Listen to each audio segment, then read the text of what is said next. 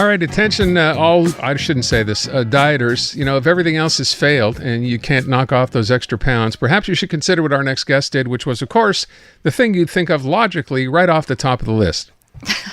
Eat at McDonald's. Every day. That's what he did. For 100 days. Kevin McGinnis is in Nashville, Tennessee, and he is on the line right now. Kevin, thanks for being here this afternoon.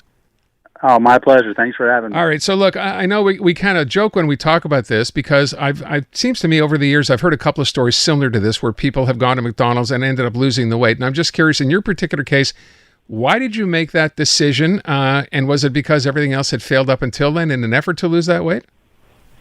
So a couple things. Number one, I was a big guy. My last name's McGinnis, so Big Mac had been a nickname for quite a while. And I figured if Batman can embrace bats, then I can embrace Big Macs. Let's go. All right, then. Okay. But what is this founded on? I mean, we all know how high the calorie count is, and I understand you cut things in half. You reduced your intake by half, but still, wouldn't the calorie count still be really quite high, Kevin? So I didn't count calories. That's one of the big things that I got asked all the time is, well, how many calories are you eating? How many calories are you eating? And the answer is I don't know. I didn't want to worry about that. I wanted to make it super simple. So ordering a meal off the menu, any of the numbered meals, they're all around about 1,000 calories. Some are smaller, some are bigger, but I was going to go through the entire menu. Don't be bitter while I'm eating my apple fritter and losing weight because I was literally going to eat everything on the menu, but each meal I'd get the equivalent of a numbered meal. So like a Big Mac meal with a medium fries and cut it in half, maybe add an apple pie on there. And if you add all that up, it's about 1,000 calories. So cutting it in half is about 500 calories. So each meal, if other people did the calculation, came out to about 1,200 to 1,500 calories. So I was in at least a 500 calorie deficit every day because that's only 1,500 calories for the whole day. But I never measured that. What I measured was cut the meals in half.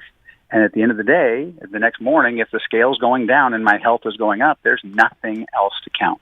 Did you do anything else? Did you work out? Did you do any exercise? Or was this strictly by eating less? I wanted to isolate portion control to prove to myself and maybe a few other people out there, no vitamins, no supplements, no workouts, literally just focused on portion control. I'm not against those other things. I just wanted to prove to myself and others that for obesity, the number one way to knock obesity off is just to limit the portions. Once we get down to our ideal weight, obviously adding an avocado, getting some micro or macronutrients for brain health, that type of thing is fine. But if I'm going to live longer, I've got to get rid of the obesity, so I'll be around to add the avocado. Okay. Now I have a couple of questions. Number one, did you eat, am I understanding you ate at McDonald's just once a day? 3 times a day. Oh, three times a day. 3 times a day. Not a single calorie went into my body, not even a breath mint for 100 days if it didn't come from McDonald's. Wow. Okay, so breakfast, I'm also curious as to what happened every half meal that you decided not to eat. Did you have someone there scooping that stuff up? What'd you do with it? No, that would be the next meal. So I'd order like a number 7, which is a breakfast burritos. You'd get 2 breakfast burritos. I'd eat one of the burritos for breakfast and half the hash browns, save the other half, meaning a full burrito and a half a hash browns for lunch.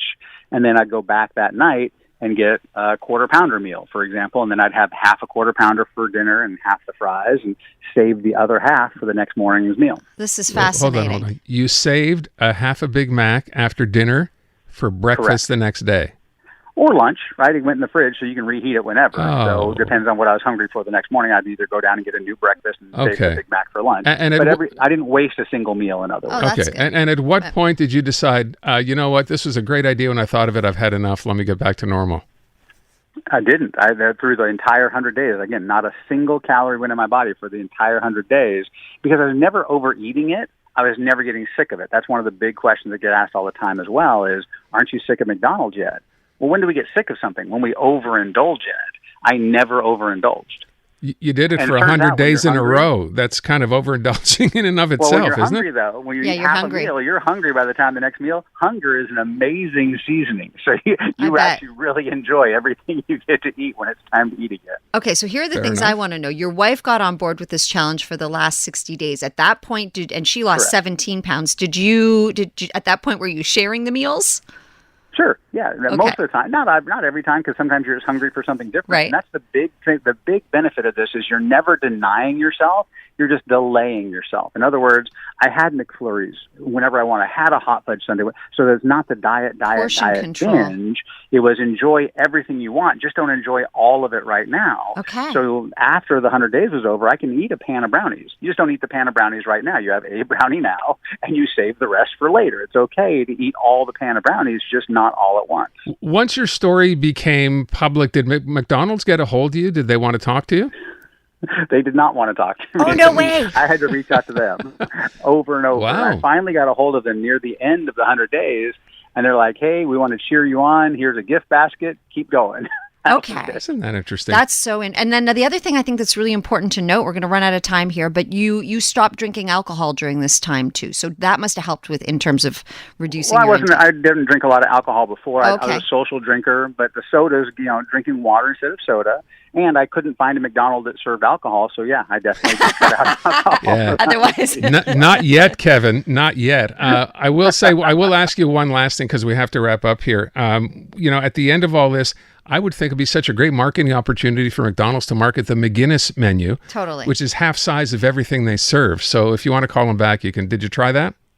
I did. I definitely talked about, you can have it if you have it, and let's do a half Mac. And they were not interested at this time. Who knows? They may come All around. right. I love this story. Yeah. Hey, thank you so much. Well done. Good Congrats. sport. We appreciate the time. Thanks again. You bet. Take care. There you go. Kevin McGinnis. Eat at McDonald's, cut everything in half, do it for 100 days. He dropped almost 60 pounds. the other thing I wanted to ask him, I know we're out of time, but was like, I wonder if his wife at first was like, you are nuts. What the heck are you thinking? And then she's like, wait a second. Yeah, until this she is started seeing the working." weight come off. Yeah. And then she did it What a too. great story.